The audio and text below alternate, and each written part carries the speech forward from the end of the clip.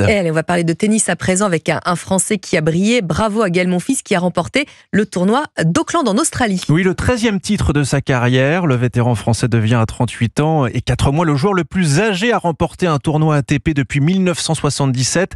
Et cette victoire, c'est de bon augure à la veille de l'Open d'Australie, premier grand chelem de la saison 2025, où Gaël Monfils va affronter au premier tour son cadet, Cyril de la Morinerie.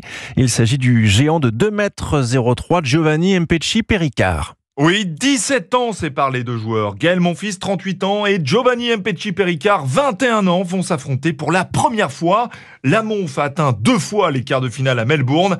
Face à lui, le grand espoir du tennis français, surnommé le Bombardier, en raison de son service supersonique, flashé à 230 km/h. Un match très attendu, décrypte le consultant tennis d'Europe 1, Cédric Pioline. Un choc de génération, bien entendu. Giovanni, qui est pas tout à fait à la moitié de l'âge de Gaël. Un coupeur de tête, comme on dit, avec un jeu très, très spécifique de par sa taille. Et je pense qu'il y aura un match, d'autant plus que Gaël, elle est sur une bonne dynamique. Ça va être intéressant parce que Gaël, avec ses qualités de retourneur et de vitesse, peut créer la surprise. Quant au numéro 1 et 2 tricolores Hugo Humbert et Arthur Fils, ils pourraient s'affronter au 3e tour. Lucas Pouille, qui a bénéficié d'une invitation à tirer le gros lot, puisqu'il devra batailler face à l'Allemand Alexander Zverev, numéro 2 mondial.